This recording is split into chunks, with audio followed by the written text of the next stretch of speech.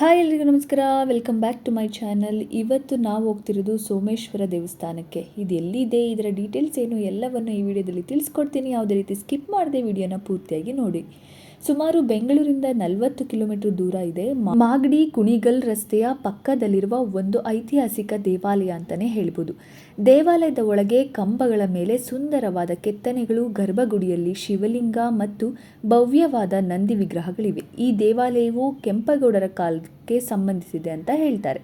ದೇವಾಲಯದ ಆವರಣದಲ್ಲಿ ಕೆಂಪೇಗೌಡರ ಅಜಾರ ಗೋಪುರವು ಕೂಡ ನೋಡೋದಕ್ಕೆ ನಿಮ್ಗೆ ಇಲ್ಲಿ ಸಿಗುತ್ತೆ. ರಾಮನಗರ ಜಿಲ್ಲೆಯ ಮಾಗಡಿ ತಾಲೂಕಿನಲ್ಲಿ ಮಾಗಡಿ ಕುಣಿಗಲ್ ರಸ್ತೆಯ ಬದಿಯಲ್ಲಿ ಈ ದೇವಸ್ಥಾನ ಇರೋದು.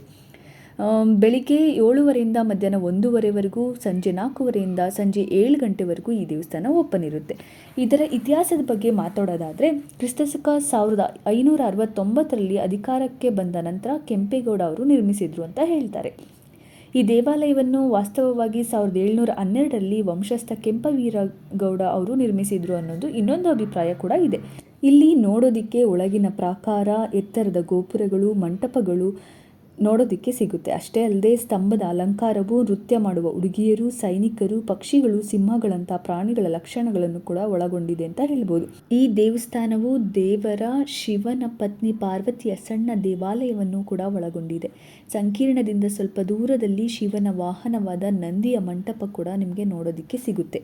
ಬೆಂಗಳೂರಿನ ಪಶ್ಚಿಮದಲ್ಲಿರುವ ಮಾಗಡಿ ಪ್ರಸಿದ್ಧ ಪುಣ್ಯಕ್ಷೇತ್ರ. ಪುರಾತನ ಕಾಲದಲ್ಲಿ ಮಾಂಡವ್ಯ ಋಷಿಗಳು ಇಲ್ಲಿ ತಪಸ್ಸನ್ನು ಆಚರಿಸಿದರಿಂದಲೇ ಈ ಕ್ಷೇತ್ರವನ್ನು ಮಾಂಡವ್ಯ ಕುಟಿ ಎಂದು ಕರೆಯಲಾಗುತ್ತದೆ. ಕಾಲಾನಂತರದಲ್ಲಿ ಇದು ಮಾಗಡಿಯಾಗಿ ಕರೆಯಲ್ಪಡಲಾಗುತ್ತದೆ. ಸೋಮೇಶ್ವರ ದೇವಾಲಯವು ಮಾಗಡಿ ಬಸ್ ನಿಲ್ದಾಣದಿಂದ 2 ಕಿಲೋಮೀಟರ್ ದೂರದಲ್ಲಿದೆ.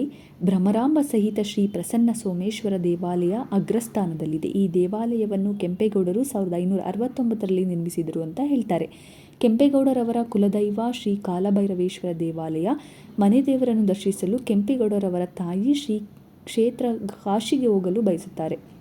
ಆದರೆ ತುಂಬ ವಯಸ್ಸಾದ ತಾಯಿಯನ್ನು ಕಾಶಿಯಾತ್ರೆಗೆ ಕಳಿಸಲು ಕೆಂಪೇಗೌಡರು ಮನಸ್ಸೊಪ್ಪೋದಿಲ್ಲ.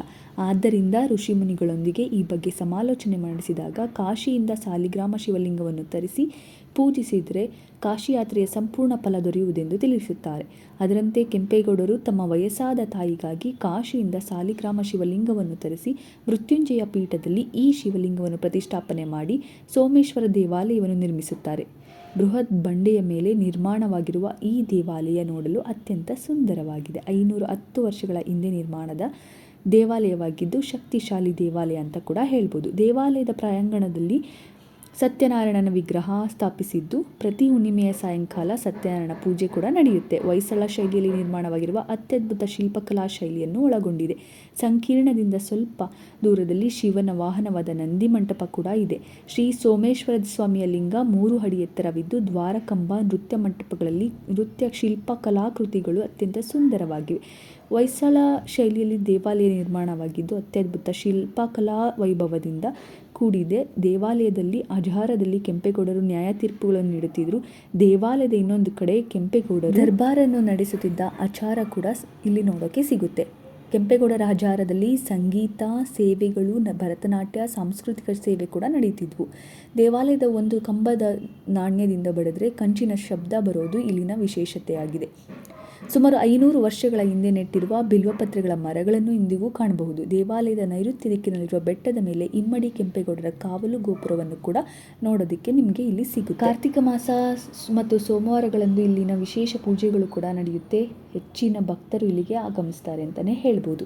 ಜೊತೆಗೆ ಈ ದೇವಸ್ಥಾನದಲ್ಲಿ ಶಿವಸಾಲಿ ಗ್ರಾಮವಾಗಿದ್ದು ಪೀಠದಲ್ಲಿ ಮೃತ್ಯುಂಜಯ ಚಕ್ರವಿದೆ. ಇಲ್ಲಿ ದೇವರಿಗೆ ಮಾಡಿದ ಅಭಿಷೇಕದ ತೀರ್ಥ ಹಾಗೂ ಪ್ರಸಾದವನ್ನು ಸ್ವೀಕರಿಸಿದಲ್ಲಿ ಅಕಾಲ ಮೃತ್ಯು, ಅಪಮೃತ್ಯು ತಪ್ಪುವುದಲ್ಲದೆ ವಾಣಿಜ್ಯ, ವ್ಯಾಪಾರ ಮತ್ತು ಉತ್ತರೋತ್ತರ ಅಭಿವೃದ್ಧಿ ಕೂಡ ಆಗುತ್ತೆ. ಮಿಗಿಲಾಗಿ ಕಾಲಸರ್ಪ ದೋಷ, ಜಲಕಂಟಕ, ಮಾಟಮಂತ್ರದ ದುಷ್ಟ ಪ್ರಭಾವ ನಿವಾರಣೆ ಆಗುತ್ತೆ ಅನ್ನೋದು ಭಕ್ತರ ನಂಬಿಕೆ. ಅಭಿಷೇಕದ ನಂತರ ಅಲಂಕಾರದಲ್ಲಿ ಶಿವಲಿಂಗದ ಸೌಂದರ್ಯ ನೂರ್ಮಡಿಗೊಳ್ಳುತ್ತದೆ. ಇನ್ನು ದೇವಾಲಯದ ಒಳಾವರಣದಲ್ಲಿ ಗಣೇಶನ ವಿಗ್ರಹ ಕೂಡ ನಮಗೆ ನೋಡೋದಕ್ಕೆ ಸಿಗುತ್ತೆ. ಸುತ್ತಮುತ್ತ ಸುಂದರವಾದ ವಾತಾವರಣವಿದೆ, ಮಕ್ಕಳು ಆಟಾಡೋಕ್ಕೆ ಜಾಗ ಇದೆ, ಪಾರ್ಕಿಂಗ್ ಫೆಸಿಲಿಟಿ ಕೂಡ ಇದೆ, ನೀರಿನ ವ್ಯವಸ್ಥೆ ಕೂಡ ಇದೆ. ಅಷ್ಟೇ ಅಲ್ಲದೆ ಅಲ್ಲಿ ಯಾಗಶಾಲೆ ಮತ್ತು ಗೋಶಾಲೆ ಎಲ್ಲವೂ ಕೂಡ ನಿಮಗೆ ನೋಡೋದಕ್ಕೆ ಸಿಗುತ್ತೆ. ಅಷ್ಟೇ ಅಲ್ಲದೆ ವರ್ಷದ 365 ದಿನವೂ ಇಲ್ಲಿ ಶುದ್ಧ ನೀರಿನ ಪೂರೈಕೆಗಾಗಿ ವ್ಯವಸ್ಥೆ ಕೂಡ ಮಾಡಲಾಗಿದೆ. ಪಕ್ಕದಲ್ಲಿಯೇ ಪುರಾತನವಾದ ಒಂದು ಬಾವಿ ಕೂಡ ಅಲ್ಲಿ ನಮಗೆ ನೋಡೋದಕ್ಕೆ ಸಿಗುತ್ತೆ. ಹಾಗೆಯೇ ಮರದ ರಥೋತ್ಸವ ಕೂಡ ಅಲ್ಲಿ ಇದೆ. ದರ್ಬಾರು ಮಾಡುತ್ತಿದ್ದ ಕೆಂಪೇಗೌಡರ ಪ್ರತಿಯೊಂದು ಡೀಟೇಲ್ಸು ಕೂಡ ಅಲ್ಲಿ ನಮಗೆ ನೋಡೋದಕ್ಕೆ ಸಿಗುತ್ತೆ. ಇದಿಷ್ಟು ಸೋಮೇಶ್ವರ ದೇವಸ್ಥಾನದ ಬಗ್ಗೆ ಡೀಟೇಲ್ಸ್ ಅಂತ ಹೇಳ್ತಾ, ಈ ದೇವಸ್ಥಾನಕ್ಕೆ ನೀವು ವಿಸಿಟ್ ಮಾಡಬೇಕಂದ್ರೆ ಖಂಡಿತ ಹೋಗಿ. ತುಂಬ ಚೆನ್ನಾಗಿದೆ ದೇವಸ್ಥಾನ. ಹಾಗೆ ಇಲ್ಲಿಗೆ ಹೋದರೆ ಕಾಶಿಗೆ ಹೋಗೋದಷ್ಟೇ ಫಲ ಅಂತ ಕೂಡ ಹೇಳ್ತಾರೆ ಎಷ್ಟೋ ಜನ. ಇದನ್ನು ಖಂಡಿತ ಮಿಸ್ ಮಾಡ್ಕೊಬಿಡಿ ಅಂತ ಹೇಳ್ತಾ, ಹಾಗೆ ನನ್ನ ವಿಡಿಯೋ ನಿಮಗಿಷ್ಟ ಆದರೆ, ಈ ಇನ್ಫಾರ್ಮೇಷನ್ ನಿಮಗಿಷ್ಟ ಆದರೆ ದಯವಿಟ್ಟು ನನ್ನ ವಿಡಿಯೋನ ಲೈಕ್ ಮಾಡಿ, ಶೇರ್ ಮಾಡಿ, ಸಬ್ಸ್ಕ್ರೈಬ್ ಮಾಡಿ ನನ್ನ ಚಾನಲ್ನ ಅಂತ ಹೇಳ್ತಾ ಥ್ಯಾಂಕ್ ಯು.